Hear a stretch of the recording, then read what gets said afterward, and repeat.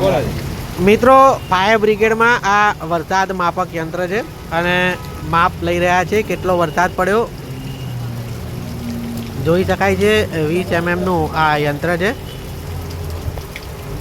જે 20 mm આખું ભરાઈ ગયું હવે આ પાણીને ઢોળી દેશે અને જે વધ્યું છે એ ફરી એમાં નાખીને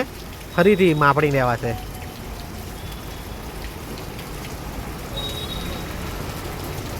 ટોટલ 2 વાર આખું ભરાયું ઓકે આ 46 mm થયું તો એ કેટલા કલાકમાં છે 46 mm 10 થી 12 માં 10 થી 12 માં 46 mm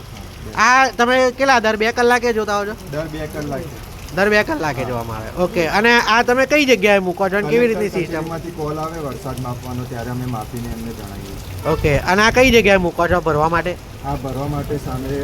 ખુલ્લા એરિયામાં ગાડી ઉપર અમે મૂકીએ છીએ ઓકે તો તમે જોઈ શકો છો આ ફાયર બ્રિગેડની ગાડી છે અને એની ઉપર આ યંત્ર મૂકવામાં આવે છે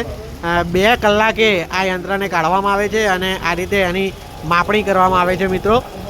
તો 10 થી 12 માં આ જે વરસાદ પડ્યો લગભગ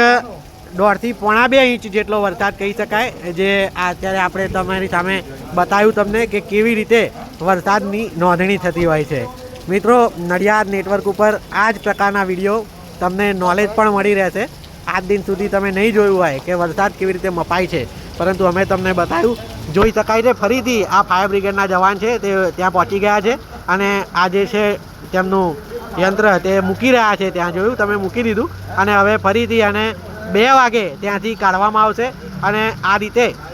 વરસાદની માપણી થતી હોય છે તો આ જ પ્રકારના નોલેજવાળા વિડીયો પણ જોવા માટે જોડાયેલો રહો નડિયાદ નેટવર્ક સાથે થેન્ક યુ